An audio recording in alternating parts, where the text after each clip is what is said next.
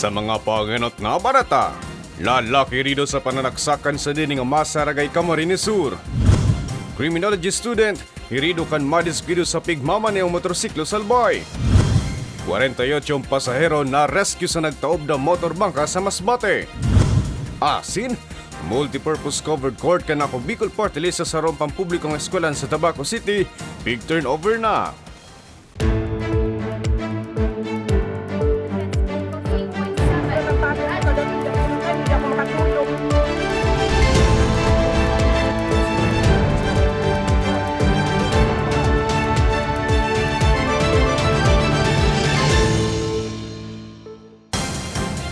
Maray na hapon, Martes, Mayo 28, taong 2024. Unin ang mga baretang dapat nindong maaraman mo niya na aldaw. Madadangugman ang mga baretang ini sa 88.7 Radyo Uragon Catanduanes, sa 90.7 Radyo Uragon Legazpi. Sa detalyes, lalaki irido kan saksakon kan sa diring ama Saragay, Camarines Sur. Haloy ng daipagkakasinabutan. Pigtutukdong motibo sa insidente. Si Jennifer Pulinar sa bilog na detalye. Iriduan sarong lalaki sa pananaksakan sa diring ama Saragay, Camarines Sur pasado alas 6 nin banggi kasuudma Mayo 27. Basado sa impormasyon, nangyari ang pananaksak sa katahawan kan kafiestahan sa lugar kan mag-ama sa Barangay Port Junction Norte. Binisto ni Police Corporal Jonald Samudyo ang tagapagtaram kan Ragay Municipal Police Station ang biktima na si Rico Corod Isarol. Nasa tamang edad, may agom, mantang ang sospek na ama kan biktima binisto naman na si Carlito Corod, 63 anyos. Sa inisyal na investigasyon, parehong nakainom nin arak ang mag-ama sa kanya-kanya nindang harong. Alagad kan magkasabatan sa indang barangay, pinatakot subuot kan biktima ang sospek na gagadanon ka ini, na ikinadagit kan sospek. Pagbalik sa harong, kuminuha nin kutsilyo ang sospek asin sinugod ang biktima sa harong ka ini dangan duman na sinaksak. Sarong hirarom na tama sa walang porsyon kan sa iyang tulak ang sinapo kan biktima, na naidalagan man tulos sa Ragay General Hospital. Anang dahil po sa nagkainom pareho, parang nagkasalitaan po na hindi maganda sa kanilang bawat isa na nakapagsabi ang biktima, papatayin kita, matanda ka.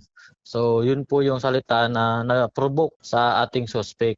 Napag-araman na haloy ng may daipagkakasinabutan ang ambos lados. Makalihis ang insidente. Tulos man na duminulag ang sospek na padagos pang pighahanap hasta sa presente. Nanawagan din po kami kung sino man po nakakaalam, kung saan man po na nandoon o na kung sino man po nakakita. Ipagbigay alam po sa aming himpilan. Maaari din po silang tumawag sa aming hotline number na para magkaroon din po tayo ng agaran na action po dyan sa pangyayari para madakip din po itong taong to.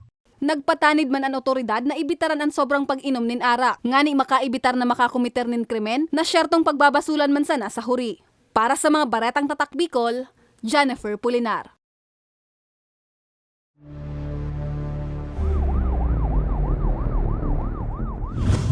Criminology student irido kan madiskwido sa piglulunada ng motorsiklo sa Camalig, Albay. Si Nomer Corporal sa bilog na detalye. Irido ang sarong lalaki kang madiskwido sa pigmamaneong motorsiklo sa tinampong sakop kang Barangay Kabangan, Camalig, Albay. Alas 4:23 kasubong maagahon. Binisto ining si Terence Hernandez Iumbaw, 25 anyos, criminology student asin residente kang Dunsol, Sorsogon. Base sa investigasyon, gikan si Terence sa sentro kang Camalig, asin pauli na kuta sa syudad ning Legazpi. Alagad naging marikasubot ang padalagang kanisa sa iyang motorsiklo, na nauli sa pagkakabangga kanisa nasa inutan kaning tricycle. Kasabay kang pagkakatumba ni Terence sa tinampo, ang pagkakabangga man kang padangadang na motorsiklo. Nabangga niya din yung motor at tumilapon din yun siya, yung pangatlong motorsiklo. Pero napakaswerte niya kasi wala naman nangyari sa kanya. Kunting galos lang ang natamo ng taong yon. Since ang condition kasi ng road natin dito ay mahaba dito sa Camalig, lalong-lalo na po dito sa Kabangan, sa Libod, sa Ilawod, mahahaba po yung mga natin dyan. Kaya kumpiyansa po yung mga motorista natin, mabilis po magpatakbo. Tulos man na naresponde ang kang MDRRMO asin BFP Camalig si Terence, asin ipigdara sa Bicol Regional Hospital and Medical Center sa syudad ning Legazpi. Nangunya ng padagos pang piguobserbaran, huli sa sinapo kaning mga lugad asin blood clot sa payo. Pinag-iingat pa rin natin yung mga motorista, lalong-lalo na pag gabi, no? Lalong-lalo na pag gabi at saka madaling araw. Gumamit ng helmet, huwag uminom pag magdadrive at panatilihin lagi na i-update ang ating mga rehistro ng ating mga sasakyan, mga motorsiklo at mag-renew ng lisensya. Mientras tanto, sa datos kang hipatura, ininang ika-30 diskwido sa tinampo na naikurit sa banwaan ng Kamalig-Gunya na taon. Para sa mga baretang tatak, Bicol, Nomer Corporal. Piling opisyal asintanod sa Kamalig Albay pigpasayrarong kan kapulisan sa Peace and Order Seminar. An obheto kan pagtiripon haramon sa report ni Nomer Corporal.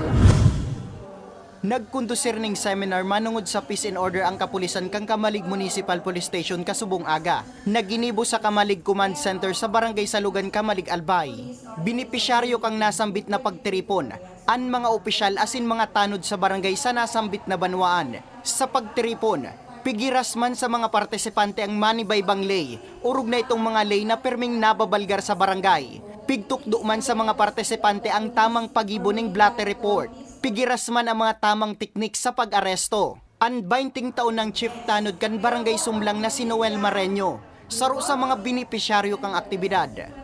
Importante po ini dahil sa saro na arog sa kuyang tanod, kami ang nag-aano ng peace and order sa barangay. Importante po ini, dakol po ang totohanan digdi. Sigun kay Police Major Armil Ubingke, anhepe kang Kamalig MPS, enot na nindang pigkundusir ang mga siring na pagtiripon sa iba pang mga puwerang barangay sa banwaan. Pagduduon kang opisyal, pun kang ibusol ninda ang mga siring na inisyatibo. Nahiling ninda ang pagbaba sa bilang kang krimen sa sendang banwaan. Katunayan, pun Enero sundo sa presenteng bulan, 5 sana ang naikurit nindang krimen. Hibaba kumpara kang mga nagtaralikod na taon. Compared naman previously, meron tayong na record for the whole year 2023, mayroon tayong 6 na rape cases. Ngayon nasa second quarter na tayo, kahit isa wala pa tayong recorded na rape cases. Sana maging well-equipped talaga yung mga natin barangay officials natin na hindi na mauulit yung mga nangyayari dati na kahit na pambarangay yung mga kaso dinadala pa rin sa police station na wala man lang silang action taken. No? Siyempre na para maging mapayapa mas lalo ang kanilang mga barangay dahil sa ginawang activity ngayon. Target kang hipatura na maihiras man ang mga siring na karaman sa mga natatada pang barangay sa sindang banwaan. Para sa mga baretang tatak, Bicol, Nomer Corporal. 48 pasahero na rescue sa nagtaob na motorbangka sa Masbate. Asin multipurpose covered court ka na Bicol Portales sa sarong pampublikong eskwelahan sa Tabaco City, big turnover na. Yan na siniba pa ang bareta sa pagbabalik ka na Bicol Online TV.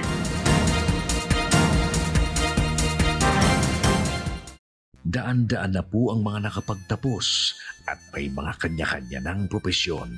Sa kanilang pagpupunyagi, walang masidlan ang kanilang mga ngiti. Yun at sa Gabos, nagpapasalamat po ako sa AKB. Gusto ko lang po magpasalamat sa Ako Bicol sa opportunity na tigtatao po arab po sa kuya na estudyante. Dahil naandyan lang, katuwang lagi, Ako Bicol, katabang na, kasurug pa. Libo-libo na ang mga nabigyan ng tulong medikal. Bata, matanda, kahit sino man, lahat ng mga may karamdaman, may maaasahan. Nagpapasalamat sa Ako Bicol Party List. Hindi po namin makakalimutan ang tulong na dinala ninyo dito sa aming bayan. Maraming salamat po. Dahil iisa lang ang tunay na nagmamalasakit, Ako Bicol, katabang na, kasurug pa. Problema sa tubig, agarang binigyang solusyon. Nagpatayo ng mga solar-powered water supply system sa mga liblib na lugar. Libre, malinis at maaasahang supply ng tubig 24/7. Dako laon ng pagpapasalamat niya mo. Dahil may ikamalilingan habang kami nabubuhay. Nakulaon nining tabang para sa gabos na tao digdi. Salamat po. Para sa ating mga kababayang nasa laylayan, Ako Bicol, katabang na, kasurug pa. Nagbabalikan Ako Bicol Online TV. 48 pasahero na rescue kan otoridad magkalihis na magtaob ang sarong motorbangka sa dagat na sakop kan Claveria, Masbate. Si May Arango sa bilog na detalye. 48 pasahero ang maswerteng na rescue kang Philippine Coast Guard makalis na tuminaob ang piglulunada na motorbangka sa katubigan sakop kang Peña Francia Claveria, Masbate. Aga ka nakaaging Biyernes, Mayo 24. Napag-araman na pasiring kuta sa Masbate City ang mga lunad kan motorbangka. Alagad tinamanin ni makukusog asin darakulang ukol rason kang pagtaob kay ni. Sa impormasyon, alas 11 nin aga kang parehong aldaw kan makarisibe nin sumbungan na Roy Municipal Disaster Risk Reduction Management Office. Dapit sa pagtaob ka nasambit na motorbangka na ipinaabot man tulos sa karamang kang PCG na marikas man na nagkondusir ning search operation. Napag-alaman ko sa kasama namin na may isang siguro pasahero, parang picture yata yon, na siyang kaagad nakakontak dahil yung kanyang cellphone ay andun sa loob ng plastic. At saka nasa timing sila kasi nasa area na may signal. Napag-araman, naharo sa rong oras na nagpapataw-pataw ang mga pasahero sa dagat antes na maisalbar. Tulong pasahero ang tulos na pigdarara sa ospital para sa magkakanigong atensyong medikal. Sa inisyal na investigasyon, posible man dang overloading ang kausa kan insidente. 34 sa nakayaan pigdeklarang pasahero kan nasambit na lunadang pandagat. Suhay sa bilang kan mga na-rescue pasahero. Bawal na to. So hindi na po pwede gamitin yung mga motor bangka, mga dimotor na bangka, gawing passenger vessels kasi bawal yan sa batas. Akala naman talagang andyan na yan, may pasahero na sila. Make sure siguro na una-una, lalo kung medyo masama ng panahon, katulad na nangyayari, magsuot ng mga life jacket ng pasahero. Katakod kay ni, nangapoda ng otoridad na ibitara ng pagbiyahe sa dagat urog na kung maraot ang panahon o pinagbabawal kang pag-asa huli sa maraot na panahon. Para sa mga baretang tatak Bicol, May Arango. Universal Social Pension kan senior citizens sa bilog na nasyon lusot na sa kamera. Nagkapera ang senior citizen sa Legazpi City. Ikinaugmaan magayon na bareta. Si Jennifer Pulinar sa bilog na detalye. 20 taon ang nakikipaglaban sa helang na diabetes ang 81 anyos na si Lolo Julian Alejo kan Barangay 27 Victory Village, Legazpi City. Mantang 15 taon naman na nakikipaglaban sa helang na Parkinson's disease ang sa iyang esposa. Bulan-bulan may 4,500 na nakukuang pensyon si Lolo Julian. Mantang 3,500 naman ang bulan na pensyon kan sa iyang esposa. Sigun kay Lolo Julian, kulang man ini para sa saindang maintenance na bulong. Daiman daasindang piglalaoman na iba sulamenteng ang pensyon sa naninda. Hindi pa mapabok ba yan? Kung dagdagan. Tapos yung babaho, bagay yan. Sa pamilya ko. Bulong ko, may maintenance ako. Ang maintenance ko sa diabetes. Pero irakit sa gilid pa man ako, 81 ako ngunyan. Siring kan mag-agom na Alejo. May maintenance naman na bulong sa high blood ang 81 anyos na kabarangay nindang si Lola Maria Edita Balmedina. Sa pagsadiring sadit na tsendahan niya man, pigkukuhaan sa iyang pambakal nin bulong. Wala akong nabagay sa kuya yan. Bakal-bakal ko kay bulong ko. Kung ano ang pwede kong gastuhan kay ko. Dakula kung anong pasasalamat. Tabangan kami. Ngani matawanin pag-alalay ang mga senior citizen sa bilog na nasyon, arog ni Lolo Julian asininda Lola Maria, saro si Ako Bicol Party List Congressman Attorney Jill Bungalon sa mga nagbusol asin saro sa principal authors kan House Bill 1042-3 o Universal Social Pension.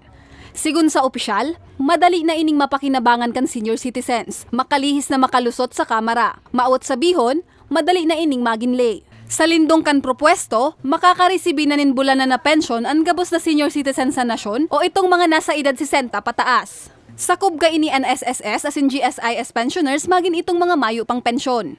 Pushed in Congress to have a universal social pension.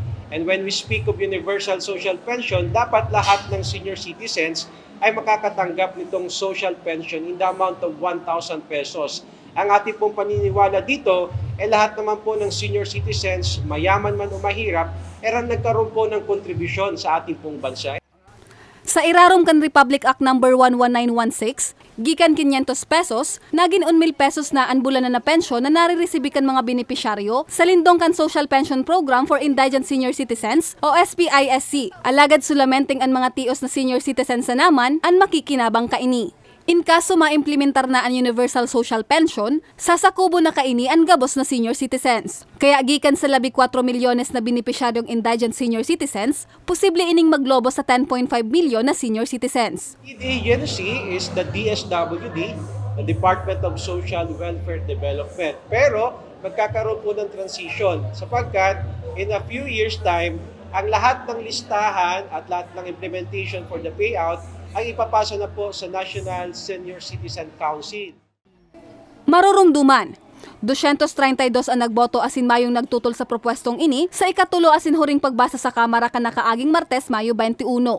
Para sa mga baretang tatak Bicol, Jennifer Pulinar. Multi-purpose covered court kan ako Bicol Party List sa sarumpang publikong eskwelahan sa Tabaco City na i-turnover na kasudma. Ang bilog na detalye ihahatod ni Danica Garcia.